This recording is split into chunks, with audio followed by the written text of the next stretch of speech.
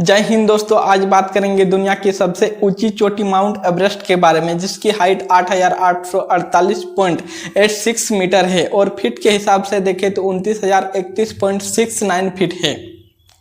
नेपाल के पूरब में स्थित हिमालय में सागरमाथा राष्ट्रीय उद्यान जो माउंट एवरेस्ट से घिरा हुआ है, यहाँ पर हर साल 1 लाख लोग देखने के लिए आते हैं और एवरेस्ट पर स्थित बेस कैंप पर हर दिन 500 लोग देखने के लिए आते हैं। इस हिसाब से बेस कैंप पर एक साल में 1,82,500 लोग देखने के लिए आते हैं। तो लेकिन साल में माउंट एवरेस्ट की चढ़ाई महज 800 लोग ही करते हैं। तो क्या आखिर कारण है कि माउंट एवरेस्ट की फतह कुछ ही लोग कर पाते हैं?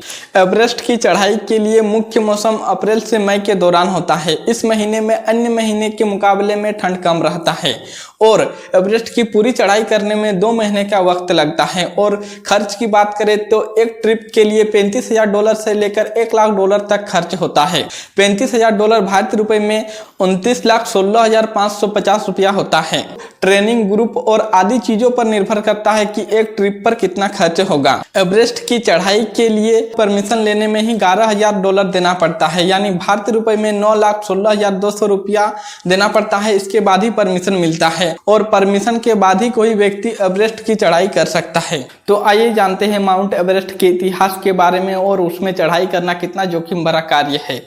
माउंट एवरेस्ट दक्षिण एशिया के हिमालय के शिखर पर स्थित एक पर्वत है जो नेपाल और चीन के तिब्बत के सीमा के बीच पर स्थित है। माउंट एवरेस्ट का निर्माण 40 से 50 बिलियन वर्ष पहले, जब भारतीय ऑस्ट्रेलियाई प्लेनेट दक्षिण से उत्तर की ओर बढ़ना शुरू हुआ, इसके बाद यूरोपीय प्लेनेट से टक्कर के बाद टेक्टोनिक क्रिया के कारण हिमालय पर्वतमाला का निर्माण हुआ और हिमालय पर्वतमाला में माउंट एवरेस्ट स्थित है। माउंट एवरेस्ट के आसपास अनेक पहाड़ों की चोटियां हैं। एवरेस्ट को स्थानीय लोगों के द्वारा लंबे समय से पूजा किया जाता है और इसे कई नाम से जाना जाता है। इसका सबसे आम तिब्बती नाम चोमोलुंगामा है, जिसका अर्थ है विश्व की देवी माँ या घाट की देवी।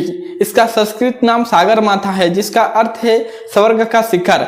और 1865 से पहले इसे पीक एक्स भी नाम से जाना जाता था। इस नाम को बदलकर जॉर्ज एवरेस्ट के नाम से माउंट एवरेस्ट रखा गया है और आज के दिन इसे माउंट एवरेस्ट के नाम से जाना जाता है। इसकी आकार की बात करें तो यह 3 तिरपा पिरामिड का जैसा है और आमतौर पर जो 3 भुजाओं से मिलकर बना है, इस सपाट तल को फलक कहा जाता है और जहां 2 फलक मिलता है उसे कटक के रूप में जाना जाता है। यह 2 देशों के बीच है, उत्तर में चीन और दक्षिण में नेपाल है। एवरेस्ट शिखर ढलान से लेकर आधार तक बर्फ से ढका हुआ है और इसके शिखर पर नरम बर्फ की परत है, जिसमें सालाना 5 से 20 फीट तक लगभग उतार चढ़ाव होता है। और एवरेस्ट के अगल बगल के बर्फ को अलग अलग नामों से भी जाना जाता है। पूरब में कांगसू ग्लेशियर, पूरब केंद्र, उत्तर और उत्तर पश्चिम, पश्चिम में रोकबुक ग्लेशियर, उत्तर पश्चिम में पुमोरी ग्लेशियर, पश्चिम और दक्षिण में खुजनू ग्लेशियर जो पश्चिम के CWUMK ग्लेशियर से मिला हुआ है। इन सब ग्लेशियर के कारण एवरेस्ट के शिखर पर तापमान की बात करें तो सबसे गर्मी के महीना जुलाई में औसतन तापमान -19 डिग्री तक गिर जाता है और सबसे ठंडा का महीना जनवरी में औसतन तापमान -33 डिग्री से लेकर -60 डिग्री तक गिर जाता है।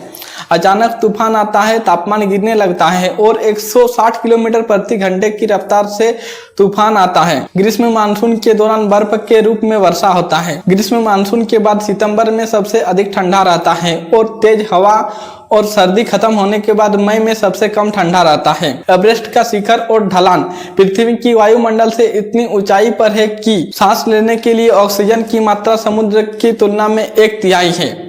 ऑक्सीजन की कमी, तेज हवा और अत्यधिक ठंडा के कारण एवरेस्ट पर पेड़ पौधे, पशु जीव को विकास होने से रोकता है। लेकिन 14,000 फीट की ऊंचाई पर पहाड़ के नीचे की घाटियों में तिब्बती लोग और नेपाल के खुसनू आइसफॉल पर शेरपा लोग रहते हैं। ये लोग पारंपरिक रूप से कृषक है। इन लोगों के पास खेती योग्य भूमि नहीं है और व्यापारी चरगाह का भी कार्य करते हैं। सबसे गर्मी के दिन में 16,000 फीट की ऊंचाई पर अपने पशुओं को चराने के लिए ले जाते हैं और सबसे ठंडा के दिन में नीचे की घाटियों में नदी के किनारे पशुओं को चराने का कार्य करते हैं। ये लोग दुनिया के सबसे ऊंचे स्थान पर रहते हैं और माउंट एवरेस्ट को पवित्र मानते हैं। माउंट एवरेस्ट की जो पूरी दुनिया में चर्चा है तो यह इसके हाइट के लेकर ही है, लेकिन इसके हाइट के लेकर कई बार विवाद भी रहा है। 1952 से 1954 के बीच भारतीय सर्वे विभाग ने माउंट एवरेस्ट की हाइट 29,028 फीट बताया।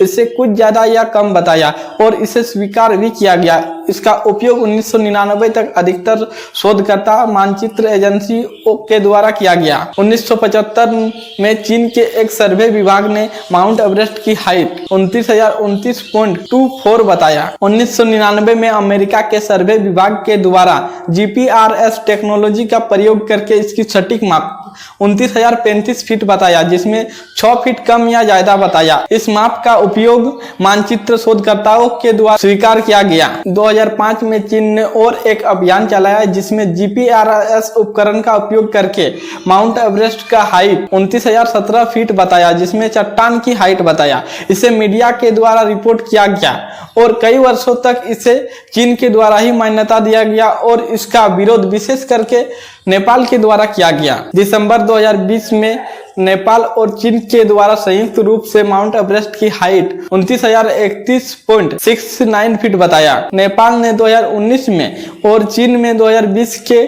सर्वे विभाग के द्वारा यह आंकड़ा बताया और आज के दिन माउंट एवरेस्ट की हाइट इसी माप के द्वारा जाना जाता है।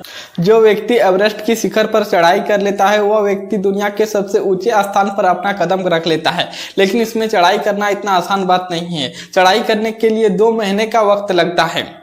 ग्रुप और ट्रेनिंग के साथ माउंट एवरेस्ट की चढ़ाई किया जाता है और इसमें चढ़ाई करने के लिए शुरुआती अभियान की बात करें तो 1920 के दौरान ही शुरू हो गया था। चढ़ने के लिए रास्ता, जरूरत के वस्तु और मौसम में हुए पूर्वानुमान की प्रगति के बावजूद माउंट एवरेस्ट के आसपास पहुंचना ही कठिन है, उसमें चढ़ाई करना और भी कठिन है।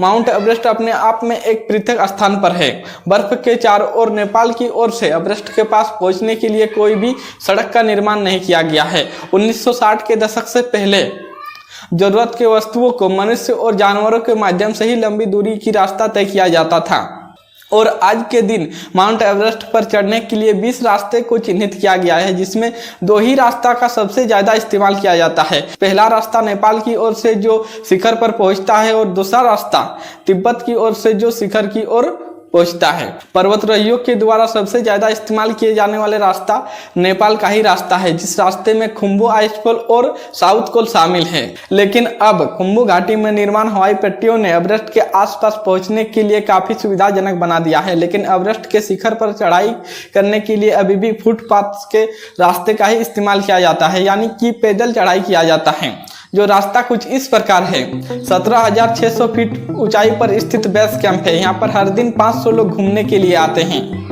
यहाँ से अधिकतर लोग घूमकर चल जाते हैं। कुछ ही लोग एवरेस्ट की शिखर पर चढ़ाई करने की कोशिश करते हैं। जो लोग आगे की ओर बढ़ते हैं और रास्ता पर फिर कैंप 1 मिलता है, जिसका हाइट 19,500 फीट है। यहाँ पर पर्वतारोही रुकते हैं और रुकने के बाद फिर आगे की ओर बढ़ते हैं, जो कैंप 2 पर पहुंच जाते हैं, जिसकी हाइट 21,300 फीट है।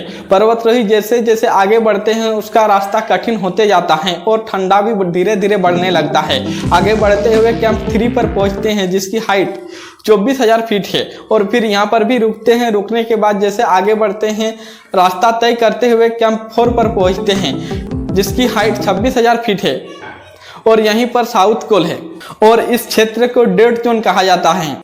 यहाँ पर ऑक्सीजन की मात्रा बहुत कम होती है, जिस कारण पर्वतारोहियों को सांस लेने में दिक्कत होता है।